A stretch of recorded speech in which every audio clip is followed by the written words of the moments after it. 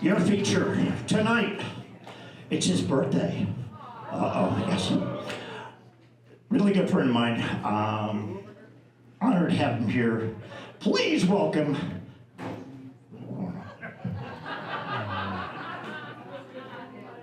Got it.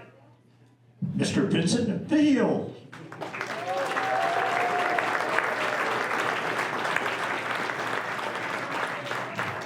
Keep it going for Charlie Martin.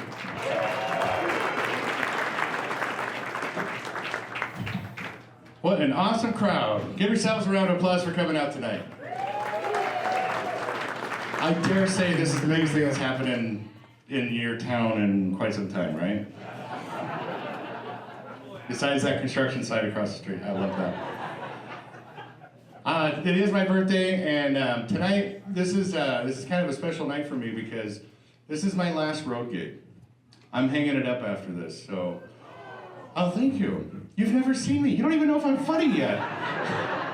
You could be like, fuck yeah, go home. It's just been long enough, I'm old enough. I'm not too old, but you know, I'm old enough. You know what I mean? Like, I got rheumatoid arthritis, tendonitis, bursitis. That's pretty much what getting old is just sitting around talking about all the things that hurt, right? I have to keep telling my wife it's not a competition, right? I could be like, my hands are all swollen, and she's like, I can't walk. My mother-in-law is like, well, I've been dead for 2 months, nobody even fucking noticed. Oh, you're right. You win. But yeah, this is it, man. I'm done. I'm going back to Colorado, excuse me. And you're one of those places, I don't even know. It starts with a C. My friend is moving to a place that starts with a V. I don't even know. I have a hard time with my memory. Which is why I married my wife. She is the smartest person I know. I don't have to, I look at her, I go, what's that? We could be having a conversation like, I could be talking to you right now. She's talking to someone else over there, and I go, honey. And she's all, Virginia. I'm all, thanks. She's moving to Virginia. It's amazing. She is, she's like the smartest person I know. Except for like sometimes she'll say things, you know? You know what I mean? You guys, you're married, right? She says stuff every now and then, and you just go, oh, fuck. Right? My wife and I had sex the other night. That's not the joke. Fuck off. Thank you, yes. Yeah. At this point, I need a cheering section. Like, hey, you fucking did it. Did you have a pill? No. Good job. Thank you. We did. We had sex. It was fantastic. And she turns to me and she goes, you know, you remind me of Ron Jeremy. I was all, what? The porn star? Thank you. And she goes, from the waist up.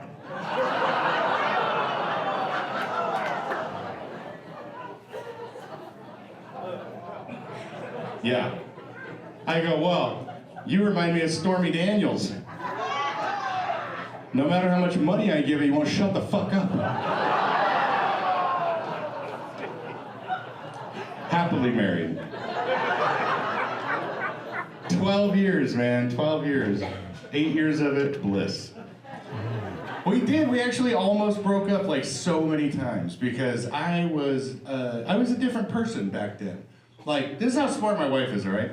She went and bought me a handful of shirts.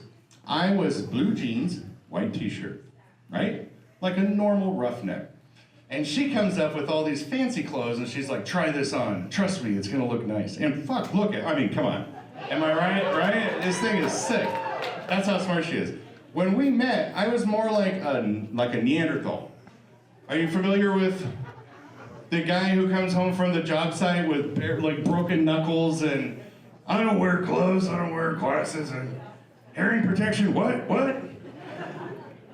And she fixed me up, she turned me around, and here I am, like a suitable person who can now like use grammar.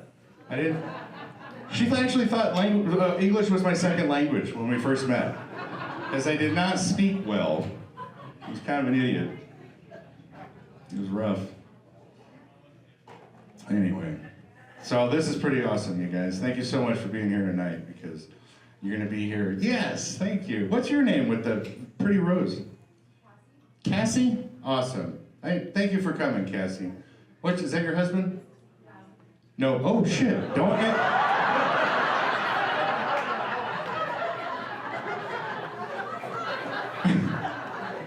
Whoever knows Cassie, don't tell her husband she's here tonight.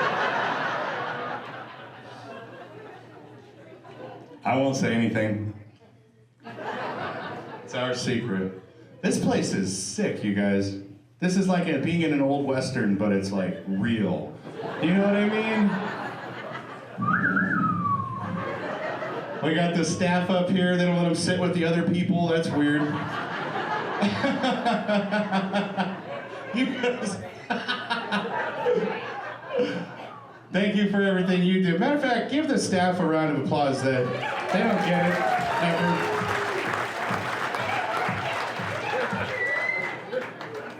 Now, to be fair, I don't know any of those people. Oh shit, what happened? You were not getting enough attention while I was giving you applause? Jesus Christ. That guy is clearly the maintenance man. Good God.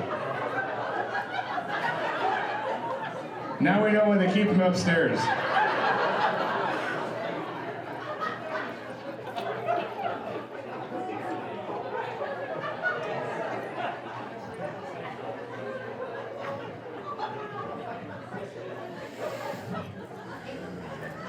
Nothing like a near fatal accident to bring the comedy show back on track. Everything I was going to say for the next 5 minutes isn't as funny as that guy falling down. Are you all right up there?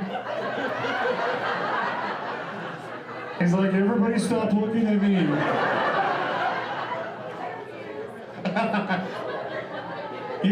Did you fall down too? Are you about to? Oh, you watched it? All right. Sir, what's your name? Sir. Can somebody tell me his name so we don't just keep calling him that guy that fell down? Ray? Dave.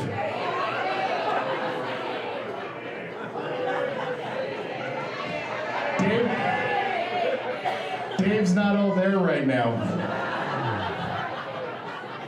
That's a Cheech and Chong joke. That came out of nowhere. Dave, are you okay? Not everybody saw that. Do you think you can do it again for the rest of us?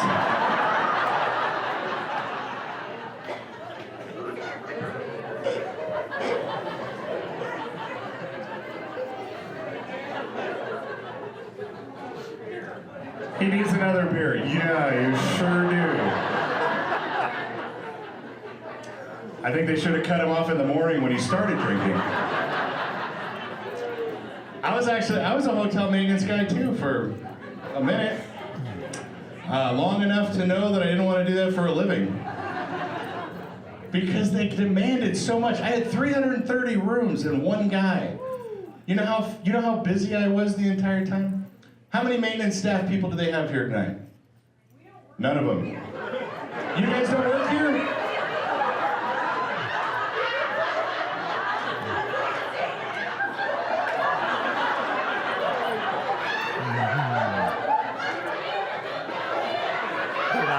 Those are normal people.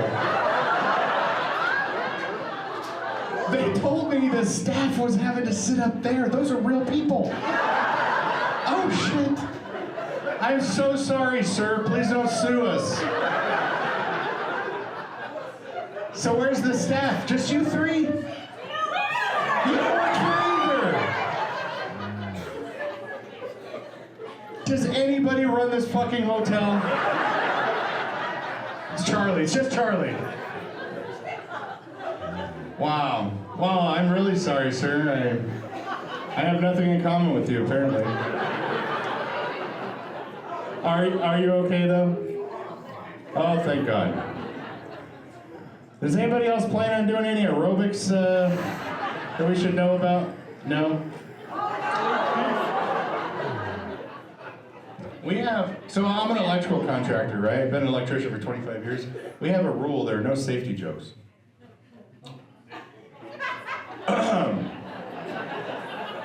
No pretending to fall off the balcony.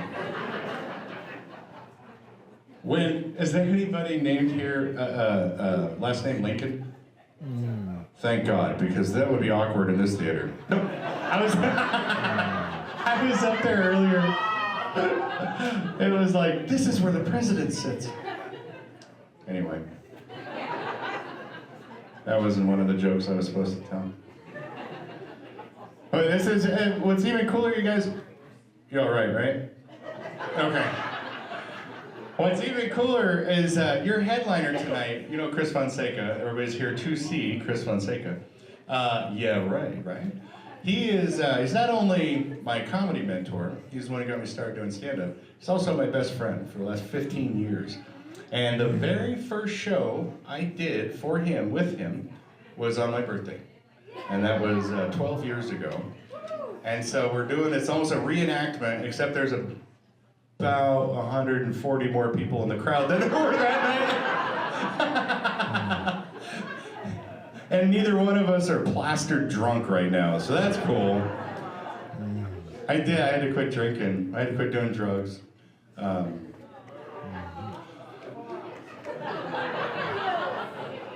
Okay, let me say this.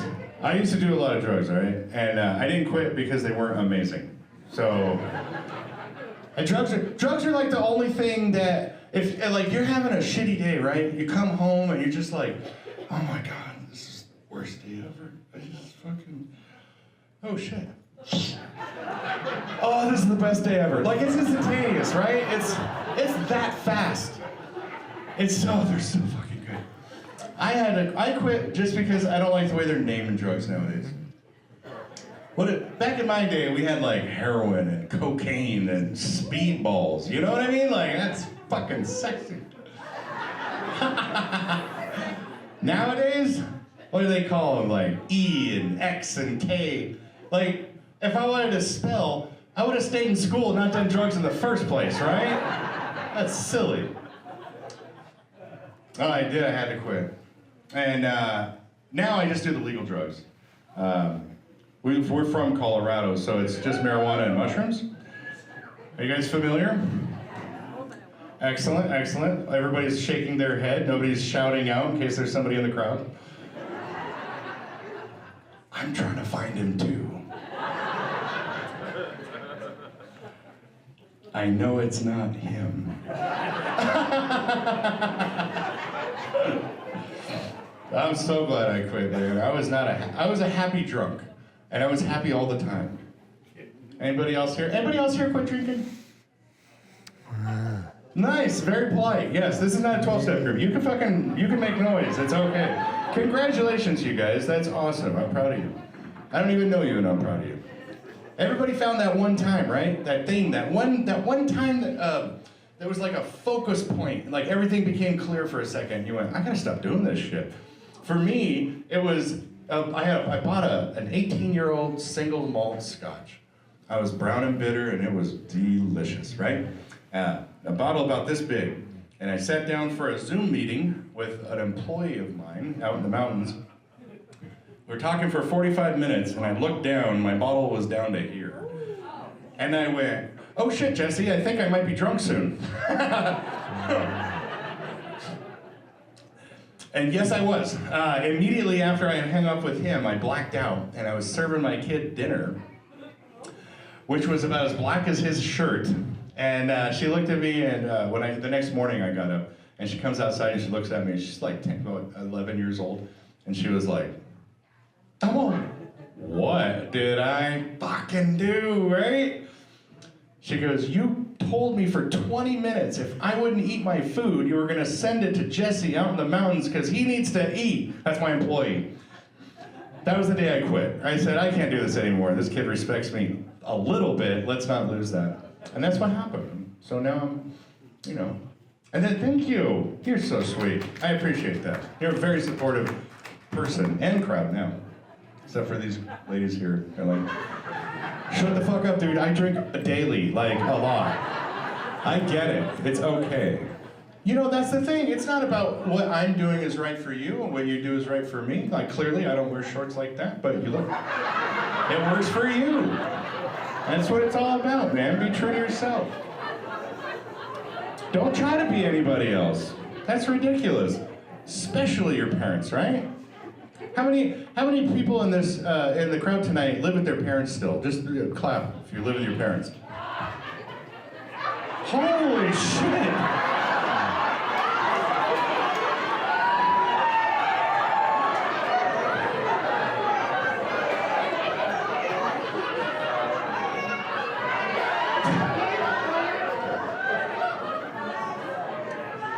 Dave?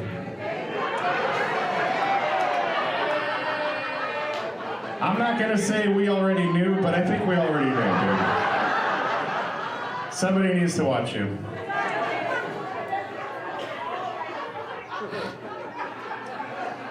Dave is a great example of the name of my tour, which was The Right Kind of Crazy. And check this out, you guys. So, by the way, I am going to be selling t-shirts after the show, and they say The Right Kind of Crazy on them. Yes. Right? Yeah, you got one. All right, look at that. And I brought them in pink, bubblegum, and that faded, almost white t-shirt that she's got. And so that guys can be like, yeah, remember when I called you crazy, honey? You're the right kind of crazy, you know. You see, see? Anyway, the reason I called it The Right Kind of Crazy Tour is because I found the person for me, right? It's not about, because everybody's a little bit crazy, right? Right? Everybody's a little bit crazy? Guy in the back with the bushy beard? You get it. But it's about finding the right kind of crazy. For example, I was at a bar one night, in between wives. This is my third marriage, by the way. Yeah. Yes, exactly. I mean, this one's 12 years. That means 24 years of my adult life is spent behind bars. You know what I'm saying? Like, it's not supposed to come out that way, was it? Prison's a little like marriage, isn't it? Except the food is better, sex is more frequent. You know what I mean.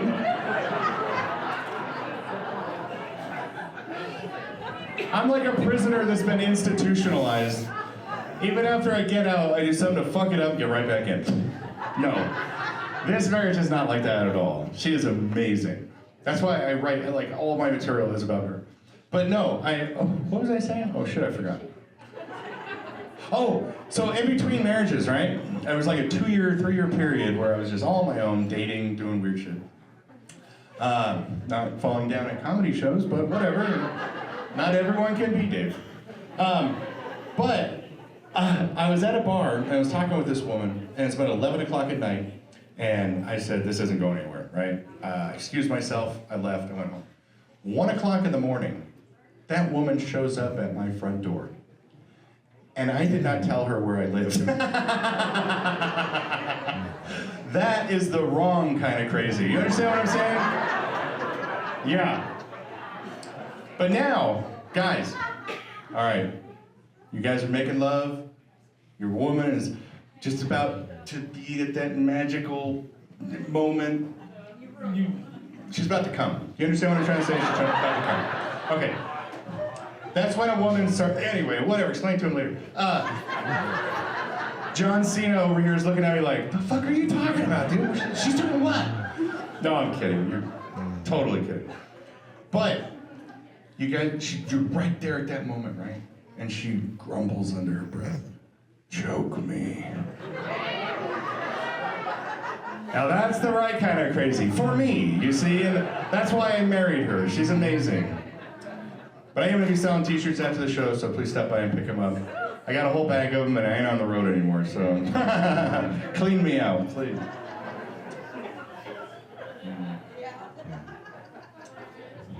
Any idea how long I've been up here? It's like 15. I got time. Yeah. Okay. I'm gonna tell you guys a little bit about myself. I was not a very bright kid growing up. As you can see, I'm in construction and I do this for a fucking living. So I did not pay attention much in school. What? Who is applauding ignorance up there? The lady with the red hair? Hi! What is your name? Oh, why are you looking at her? She's like, what the fuck is my name? The one that was applauding ignorance. What's my name? What's my name? He's asking me again. No, I'm kidding. Chrissy? What did you say? Missy. Hi, Missy. I like your hair. Were you not a very bright kid either? She's a government employee. Well. Yeah, I didn't want this to turn political, but if you guys want to talk about Congress for at least a couple minutes, this just turned into a town hall meeting. We're like, okay, term limits, let's get this thing straightened out. There has to be an age limit. No, I'm just kidding. But I was not a very bright kid growing up, you guys. As a matter of fact, for years, I thought a homeowner was a guy who slept with other guys. I am serious. I had heard about gay and like what it meant to be gay.